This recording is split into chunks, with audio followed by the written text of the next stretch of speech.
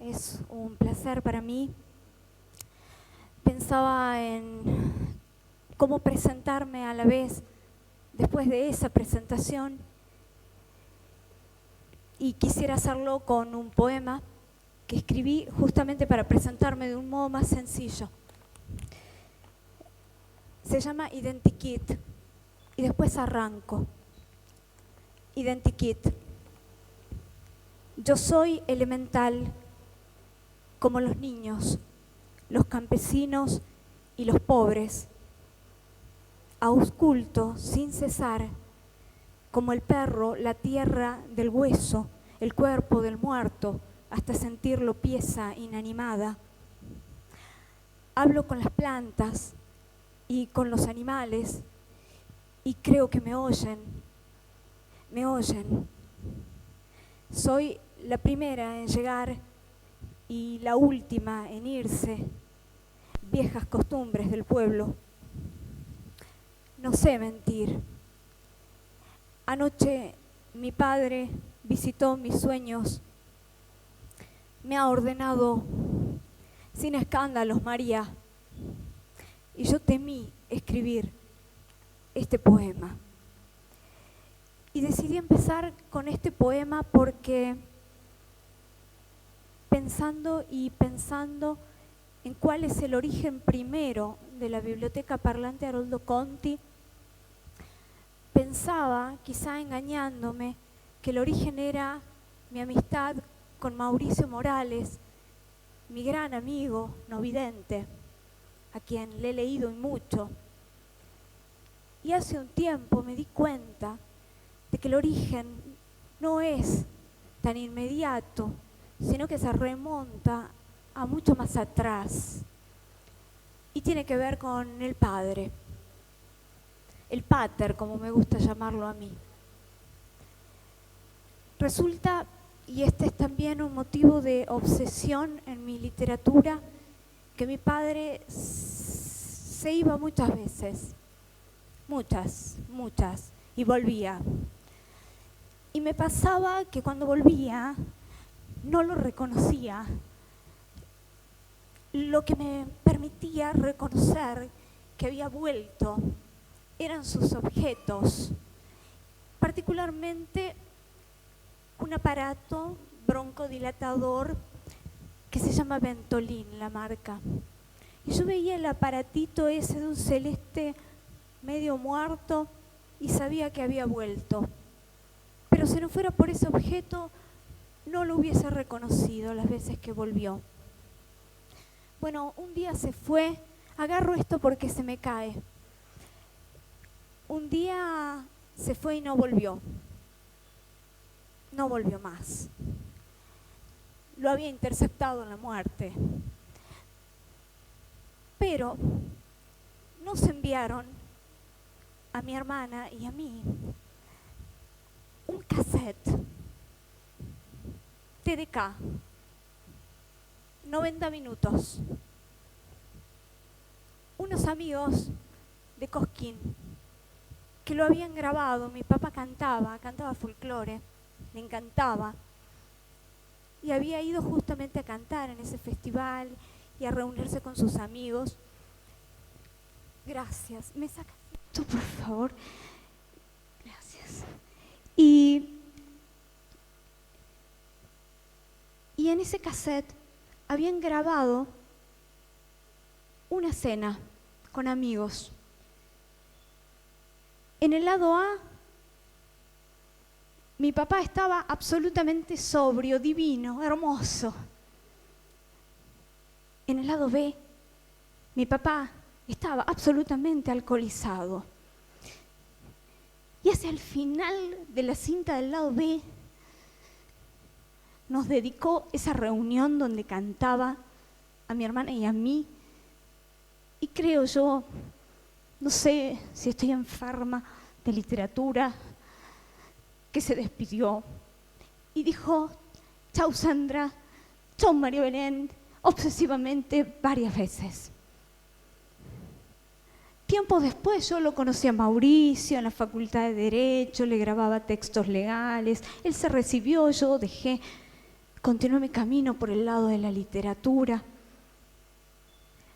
y seguíamos grabando, ya no literatura legal, sino literatura de ficción.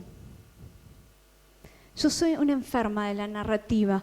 Soy poeta, pero me gusta sobre todo la narrativa. Y un día ya no nos veíamos más con Mauricio por razones de distancia, pero nos hablábamos minuciosamente todas las siestas, religiosamente a las 3 de la tarde, hora sagrada para nosotros, yo le leía.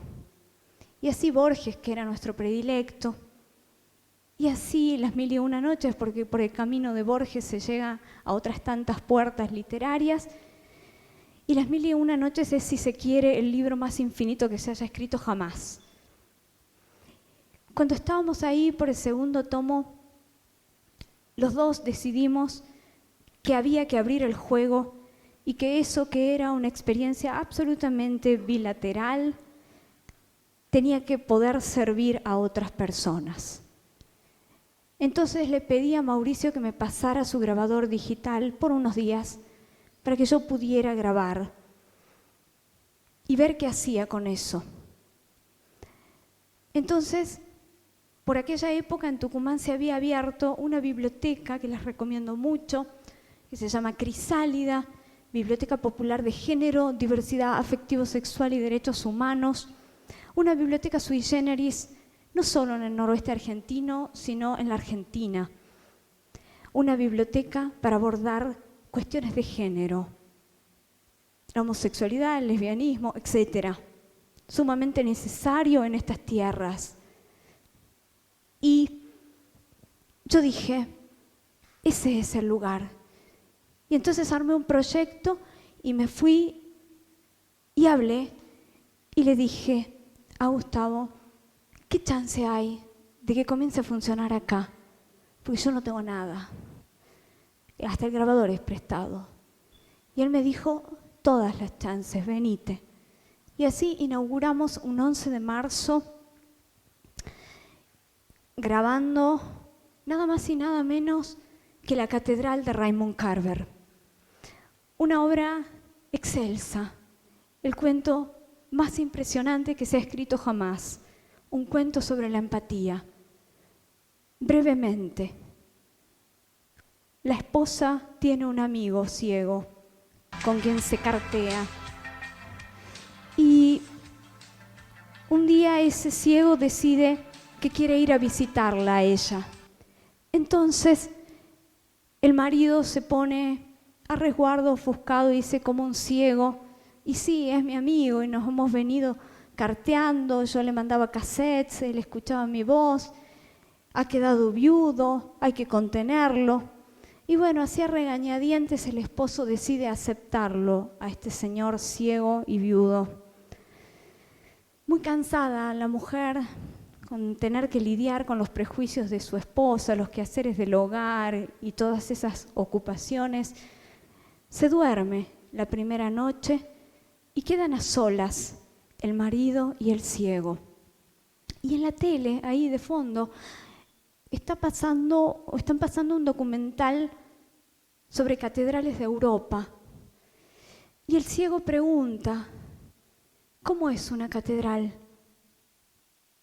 Y el tipo, el marido, se ve en un brete, pero es un tipo inteligente y decide ir hasta la cocina a buscar una bolsa de cartón y empezar a dibujar con un lápiz una catedral.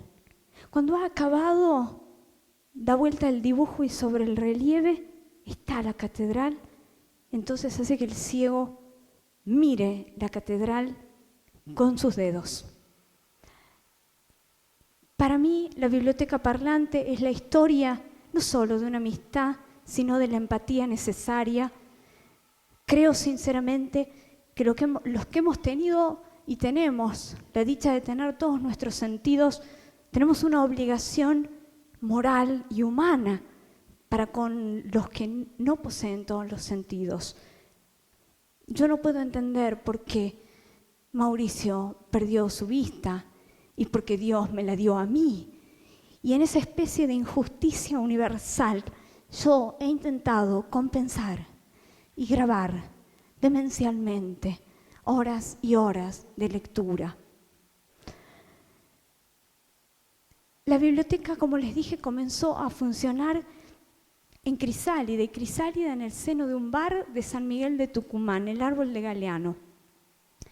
Ahí nos reuníamos por las siestas, comenzamos a grabar las voces de los actores, cineastas, artistas plásticos, porque entendimos que era necesario, además de leer literatura para quienes no pueden ver, preservar las voces de nuestros creadores.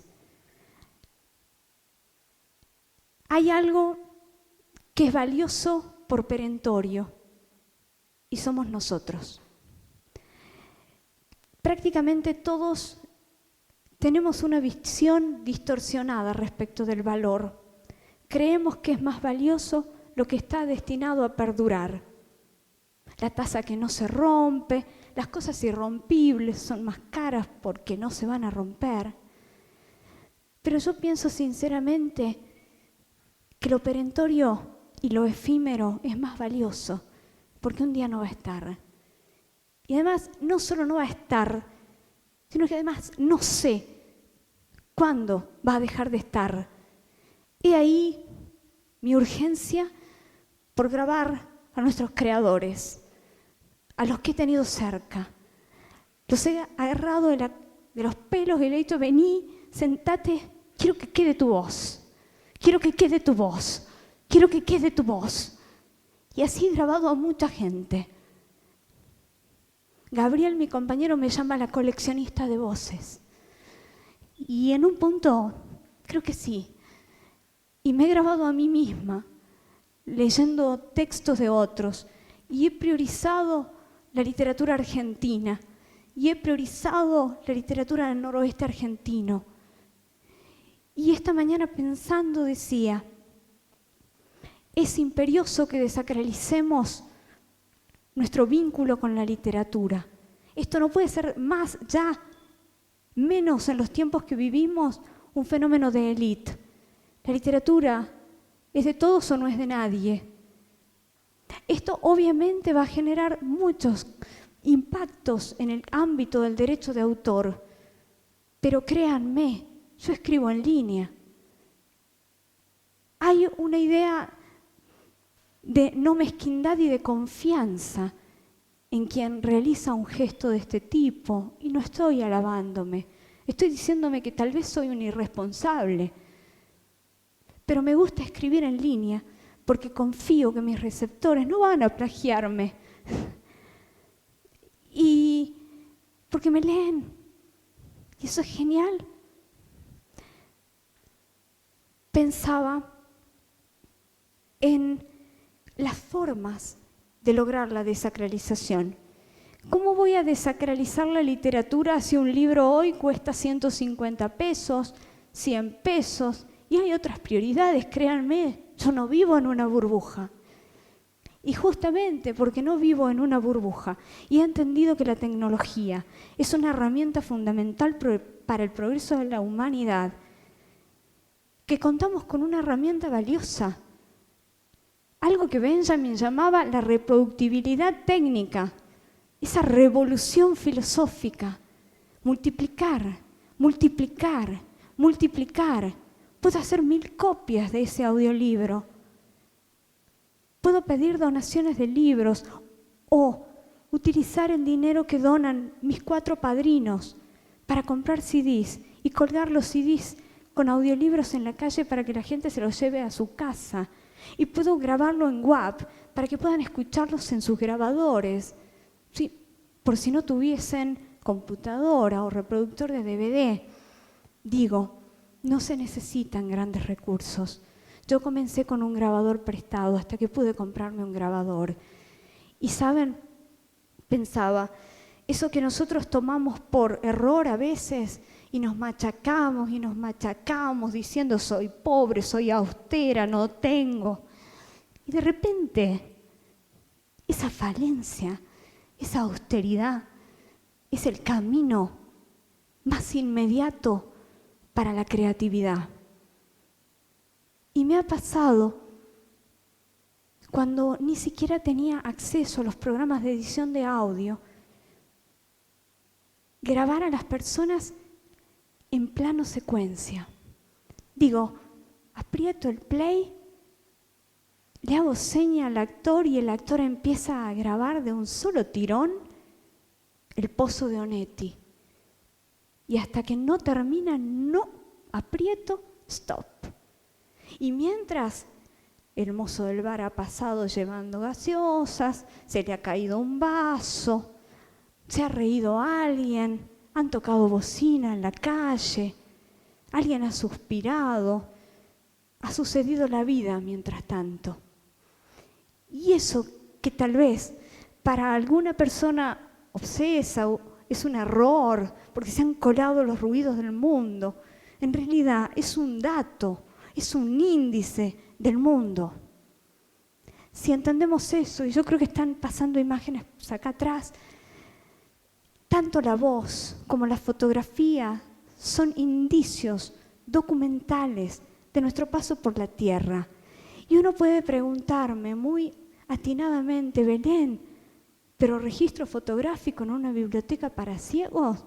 Sí, pero ustedes no son ciegos y pueden ver. Digo, en un mundo habitado por mitómanos, por enfermos y estafadores, que los hay, necesitaba dar pruebas de mi trabajo. Necesitaba dar pruebas de mi trabajo y todo el tiempo lo hago. Y digo, tengo que poder contarles que es verdad, que con un grabador digital prestado se hace, que con una computadora vieja se hace, que se puede, que cualquiera que tenga voz lo puede hacer.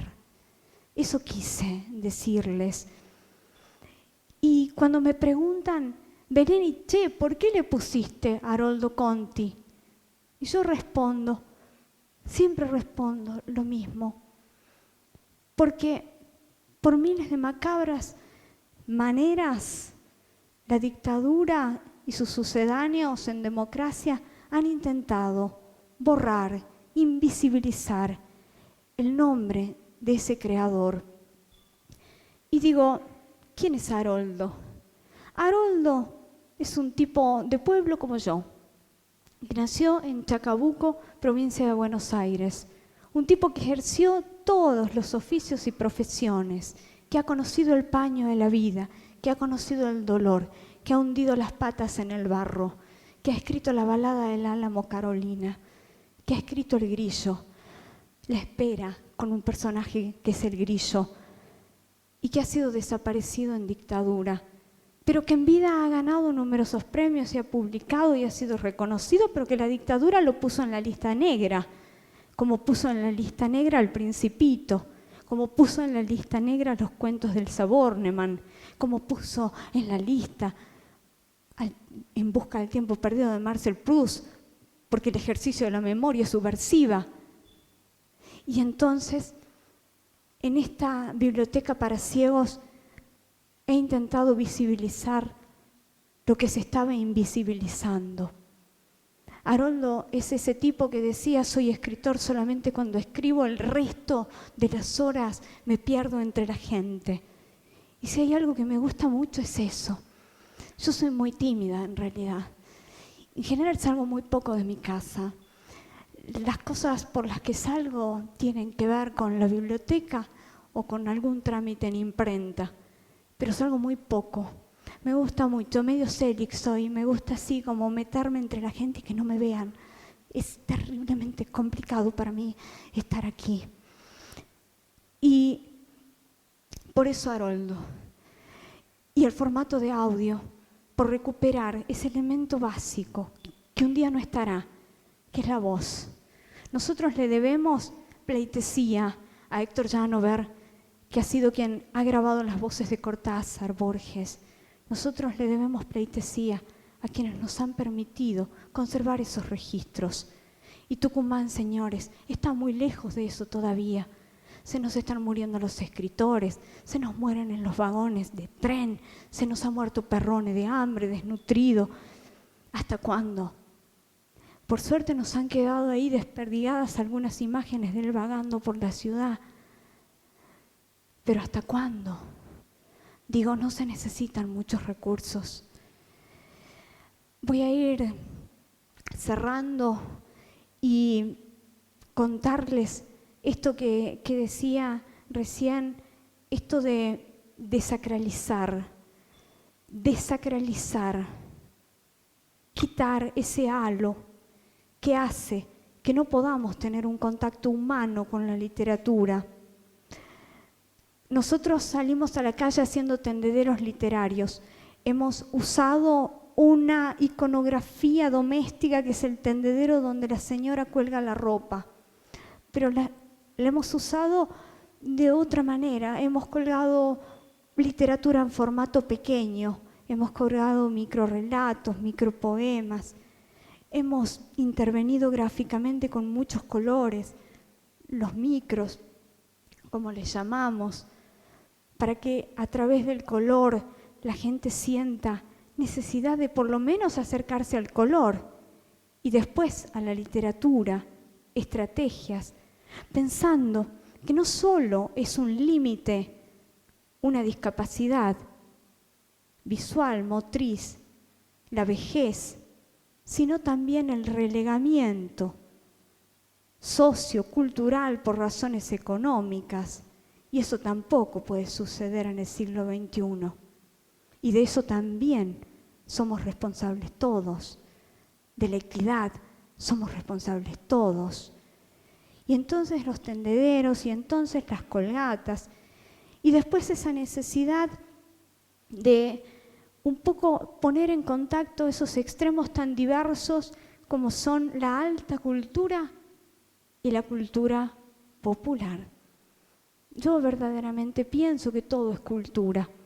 Y voy a citar aquí a Dalmiro Sáenz, un tipo que me gusta mucho porque es súper transgresor y porque además tiene la capacidad de decir A hoy y mañana B y ser capaz de rectificarse de sí mismo, y eso me fascina de él.